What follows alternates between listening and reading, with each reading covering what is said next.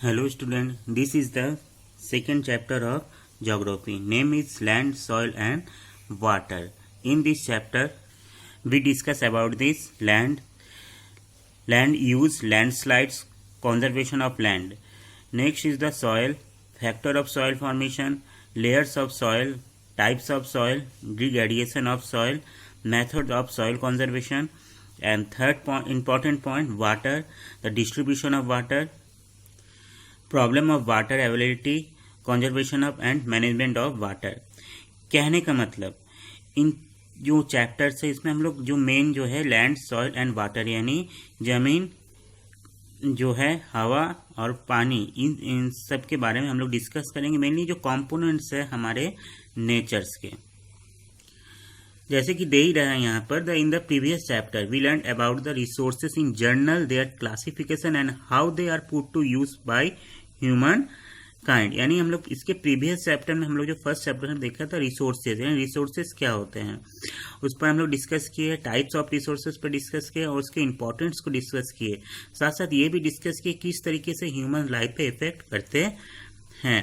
इस चैप्टर में हम लोग जो रिसोर्सेज हैं, सपोज दैट जो नेचुरल रिसोर्सेज है, जो हमारी इन्वायरमेंट के मेन कंपोनेंट्स है, सपोज दैट जैसे कि जमीन है, ठीक है, मिट्टी है और पानी है, इस पर हम लोग ब्रीफली डिस्कस करेंगे। उसके यूज क्या होते हैं, उसके लाइफ में इफेक्ट क्या है, ह्यूमन लाइफ में इंपॉर्टेंस क्या है। साथ साथ हम लोग देखेंगे किस तरीके से ह्यूमन एक्टिविटी के थ्रू इफेक्टेड हो रहे हैं उनकी, और उसको कैसे सेव किया जा सकता है। जैसे सबसे पहले हम लोग बात करते हैं जमीन की यानी लैंड की। Land is very important natural resources. Land cover only about 30% of total area of the earth surface. Even this 30% available area is not habitable. About 99% of population occupies only about 1/3 of these habitable areas, and this the rest 2/3 of this region has very less population or uninhabited। कहने का मतलब देखा जाए जमीन जो है, जो upper layer of the earth का जो मोस्ट इंपॉर्टेंट पार्ट है, एक तरह से ये प्लेटफॉर्म देता है, हमको प्रोवाइड करता है, ये प्लेटफॉर्म प्रोवाइड करता है हमको स्टेबल होने के लिए इस अर्थ पर। देखा जाए तो ये 30% एरिया ही जो है जो अर्थ सरफेस को कवर करता है। अदरवाइज जो 70% है वो हमारा वाटर सरफेस होता है। यानी पहले भी हम लोग बताए होंगे कि जो सरफेस होता है वो कॉन्टिनेंट एंड ओशियन दोनों में ही सरफेस को काउंट किया जाता है। यानी 30% जो जमीन जो है कॉन्टिनेंट पार्ट है और 70% जो अर्थ सरफेस है वो ओशियन बॉडीज में आता है। इसके यदि हम लोग 30% की बात करते हैं, यानी जो कॉन्टिनेंट जो सरफेस है उसका 99% पॉपुलेशन ऑक्यूपाइज ओनली 1/3, यानी 1/3 पॉपुलेशन हैबिटेबल एरियाज हैं, और अदर जो 2/3 है, जो 2/3 रीजन्स है वो अनहैबिटेटेड है या बहुत ही लेस पॉपुलेशन है। इसके डिफरेंट कॉजेज है, आइए उस पर डिस्कस करते हैं। यहाँ कॉजेज की बात करते हैं तो दे ही रहा है यहाँ पर, this uneven distribution of population suppose that जहाँ माउंटेन एरियाज है, जहाँ रगेड ट्रोपोग्राफी है या फ्लडेड एरियाज है या सैंडी डेजर्ट एरिया है या फर्टाइल अनफर्टाइल या थिक फॉरेस्ट एरियाज है। यानी देखा जाए तो पॉपुलेशन जो कहीं ज़्यादा और कहीं कम क्यों है, यानी लोग इंसान जो हमारी धरती पर रहते हैं कहीं बहुत ज़्यादा लोग रहते हैं, बहुत ही कम लोग। इसके रीजंस हैं कि जो माउंटेन एरिया है वहाँ रहना पॉसिबल नहीं है, रगेड ट्रोपोग्राफी यानी जहाँ पर अनइवन जमीन है, उबड़ खाबड़ है, वहाँ भी पॉसिबल नहीं रहना। फ्लडेड एरियाज है, साथ साथ जो डेजर्ट एरिया या ड्राई एरिया है, जहाँ सैंडी एरिया जिसको कहते हैं, जैसे रेगिस्तान, वहाँ पर रहना पॉसिबल नहीं है। अनफर्टाइल और थिक फॉरेस्ट एरिया, जहाँ फॉरेस्ट एरिया बहुत ही ज़्यादा है या एक तरह से देखा जाए तो वहाँ भी रहना पॉसिबल नहीं है। पर साथ साथ देखते हैं जहाँ पर कि फर्टाइल एरियाज है, जहाँ पर ज़मीन उपजाऊ है, जहाँ एग्रीकल्चर प्रोसेस पॉसिबल है, वहाँ पर पॉपुलेशन ज़्यादा भी पाए जाते हैं। इस तरीके से हम देखते हैं कहीं पॉपुलेशन ज़्यादा और कहीं कम।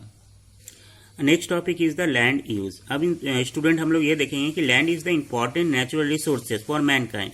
It can be put a variety of uses. जैसे कि हम लोग जमीन का यूजेज रहने के लिए नहीं करते हैं, साथ साथ बहुत सारे अदर जो एक्टिविटीज, स्पेशली इकोनॉमिक एक्टिविटीज होते हैं, suppose that agriculture, building, factories, houses, making roads, airport and different railway lines, track, mining, different type of the हम लोग वर्क जो इकोनॉमिक एक्टिविटीज जो ह्यूमन एक्टिविटीज है उसके लिए किया जाता है। अब देखते हैं फैक्टर डिटरमाइन लैंड यूज, यानी जो लैंड यूज है उसके जो फैक्टर्स हैं वो किस पर डिपेंड करते हैं। देखा जाए तो स्पेशली जो ज़मीन का यूज़ कहाँ पर कैसे होगा उसका जो फैक्टर्स है, पहले तो सॉइल है, उसकी क्वालिटी ऑफ सॉइल कैसी है, यानी जहाँ पर अच्छा सॉइल होगा वहीं पर हम खेती करेंगे। क्लाइमेट भी इफेक्ट करता है, यानी ड्राई क्लाइमेट हो या मॉडरेट क्लाइमेट हो। टोपोग्राफी मतलब जहाँ ज़मीन उबड़ खाबड़ है वहाँ पॉसिबल नहीं है ज़मीन का ज़्यादा बेहतर यूज़ करना, पर जहाँ पर जो प्लेन एरिया फ्लैट एरियाज है वहाँ पर पॉसिबल्स हैं।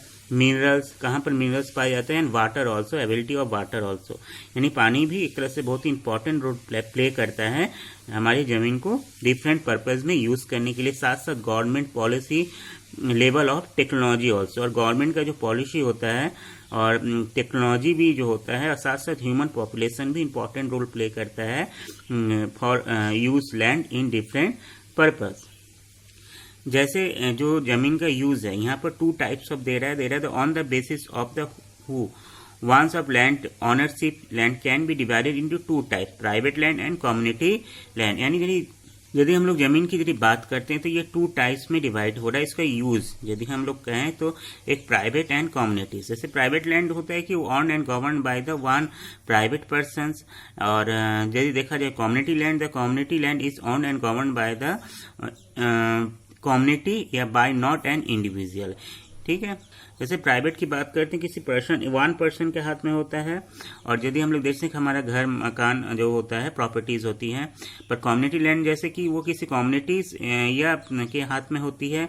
जैसे कि हम लोग देख सकते हैं मेडिकल फैसिलिटीज होता है, शॉपिंग सेंटर्स हो गया, पार्क हो गया, ये डिफरेंट जो पर्पज है, ग्रेजिंग लैंड हो गया, और इस तरीके से जो एरियाज है वो कम्युनिटी प्रॉपर्टीज में आती हैं। और जैसे कि अब तक हम लोग ने देखा कि ज़मीन जो है उसका इम्पोर्टेंस क्या है, वो कहाँ पर कितने पार्ट्स में पाया जाता है, साथ साथ वो किस टाइप में यूज़ होता है, किस पर्पज़ में यूज़ होता है, उसको जो फैक्टर्स कौन कौन से फैक्टर इफेक्ट करते हैं।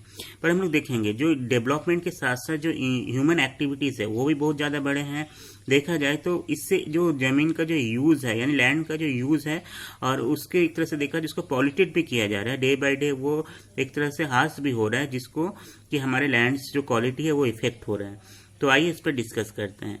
There are the changes in land use, the human beings have been the use land since the beginning of their extent with the discovery agriculture they started felling the forest to get land for agriculture with the discovery of metal they started mining the land, and with the advancement in science and technology human have altered the land to fulfill in increasing demand of the ever growing population। कहने का मतलब देखा जाए तो जो इंसान जो है स्टार्टिंग से ही जहाँ जब से वो रह रहा है इस धरती पे तब से इसका यूज़ तो कर रहा है, पर समय के साथ साथ जब उसने अपने टेक्नोलॉजी, अपने साइंस और अपने नॉलेज पर जब डेवलप करता गया, साथ साथ जो ज़मीन का जो यूज़ है वो भी एक तरह से वो इसका स्कोप भी बढ़ता गया। और इस तरह से देखा जाए एग्रीकल्चर के लिए फॉरेस्ट को काटा गया, और फॉरेस्ट को काटने से एक तरह से ज़मीन की जो क्वालिटी है वो ख़त्म होती है। और साथ साथ अदर एक्टिविटीज, सपोज दैट जो भी ह्यूमन इकोनॉमिक एक्टिविटीज़ है, फैक्ट्रीज हैं, रोडवे है, रेल लाइन्स हैं, और अदर्स जो भी एक्टिविटीज़ के थ्रू जो क्वालिटी है लैंड्स का वो एक तरह से डे बाय डे वो हार्स होता गया, वो उसको क्वालिटी ख़त्म होती गई। जैसे सम एग्जाम्पल भी यहाँ पर दे रहा है, the few example of change in the land use to build commercial areas, market, to expand agriculture area, building industry, build residential housing complexes, build roads and dam, and to build various centers just like the park, community centers, sports complexes etc। यानी इस तरह से जो भी human activities के through हमारी जो ज़मीन को ऑक्यूपाइड करते गए और उसको और ज़्यादा हम पॉल्यूटेड करते गए, उसको हम लोग नुकसान पहुंचाते गए। अभी तक हम लोगों ने देखा कि किस तरीके से ह्यूमन एक्टिविटीज़ थे, पर यहाँ पर हम लोग डिस्कस करेंगे natural activity. Suppose that landslide हम बता देते हैं, ये माउंटेन्स एरियाज में ये एक नेचुरल इवेंट होता है, एक तरह से माउंटेन एरियाज में ये ऑकर होता है। सपोज दैट जब बहुत ही तेजी के साथ पहाड़ का या माउंटेन का कोई टुकड़ा एक तरह से टूट के नीचे की तरफ गिरता है तो इसको लैंडस्लाइड कहा जाता है। स्पेशली माउंटेन एरियाज में होता है, और जहाँ पर कि फॉरेस्ट एरिया बहुत ही कम होते हैं, या देखा जाए रेनी सीजन में स्पेशली इस तरीके से इंसिडेंट होते रहते हैं। ये आम बात है माउंटेन एरियाज में। आप लोग न्यूज़ या अदरवाइज डिफरेंट थ्रू से आप लोग ये न्यूज़ आपको मिलता रहता है, और आसपास आप लोग देखते सुनते भी रहते हो। सम अदर नेचुरल कॉजेज यदि हम लोग देख सकते हैं तो यहाँ पर दे रहा है erosion of the toe base of the slope by rivers और ओशियन वेव्स। आप लोग देख सकते हैं जब रिवर्स यानी एक तरह से जो ओशियंस और रिवर्स जो रनिंग वाटर होता है वो एक तरह से जमीन को इरोज करता रहता है, जिससे भी जमीन जो है वो उसकी क्वालिटी खराब होती है। Next is the ground water pressure. ये हम जानते हैं कि जमीन के नीचे भी पानी है और उसके ग्राउंड वाटर प्रेशर के थ्रू भी कहीं कहीं लैंड स्लाइड होता है। एक तरह से देखा जाए जमीन जो है धंसता है और उससे भी जो जमीन की जो क्वालिटी है, लैंड की जो क्वालिटी है वो खराब होती है। और साथ साथ हम लोग देख सकते हैं लैक ऑफ द वेजिटेशन, या और देखा जाए वेजिटेशन है जहाँ पर जो नेचुरल वेजिटेशन कम है उसके थ्रू भी एक तरह से देखा जाए तो लैंड जो है जमीन जो इरोज होता है और एक तरह से उसको नुकसान पहुंचता है। साथ साथ हम लोग देख सकते हैं weakness of slope due to heavy rain snow melting areas. और जहाँ तक देखा जाए जब जहाँ पर बहुत तेजी के साथ बारिश होती है, जहाँ जो स्लोप एरिया होता है यानी जहाँ ढलान होती है और जो स्लोप होता है यानी ऊपर से जब बहुत ज़्यादा तेज़ी से बारिश होती है और पानी के साथ ज़मीन भी एक तरह से इरोज होता है और इससे भी हमारे जो लैंड्स हैं जो क्वालिटी है उसको इफेक्ट करते हैं। देन स्टूडेंट हम लोगों ने इस तरीके से देखा कि इस तरीके से human causes as well as the natural जो कॉजेज है एक तरह से जमीन को नुकसान पहुंचाते हैं। अब हम लोग देखेंगे कंजर्वेशन ऑफ लैंड, यानी हमारे जो जमीन है उसको कैसे हम लोग उसको सेव कर सकते हैं, कंजर्व कर सकते हैं। जैसे यहाँ दे रहा है afforestation, planting of trees, control of overgrazing, creating more pasture land, stabilizing the sand dunes by growing thorny bushes।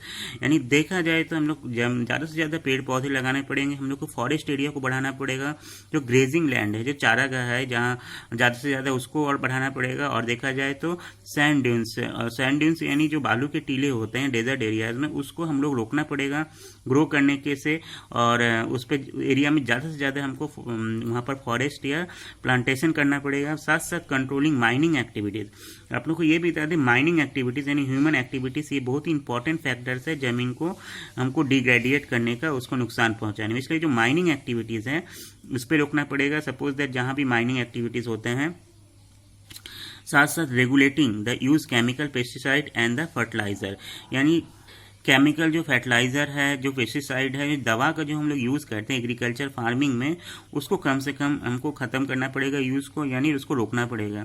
इस तरीके से देखते हैं हम लोग एक डिफरेंट पर्पज़ से, डिफरेंट वेज से हम लोग एक तरह से देखा जाए तो जो ज़मीन है, जो लैंड है, उसकी क्वालिटी को हम लोग सेव कर सकते हैं, उसको कंजर्व कर सकते हैं। स्टूडेंट आज के वीडियोस में हम लोग देखा कि सेकंड चैप्टर को स्टार्ट किया। इसमें जो फर्स्ट टॉपिक था लैंड यानी जो ज़मीन है, जो भूमि है, उस पर हम लोग डिस्कस किए।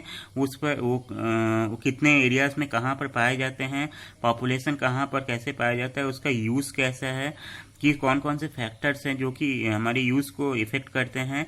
साथ साथ हम लोगों ने ये भी देखा कि किस तरीके से ये इफ़ेक्टेड होता है natural causes and the human causes, और साथ साथ हम लोगों ने ये भी जाना कि कैसे उसको हम लोग सेव कर सकते हैं।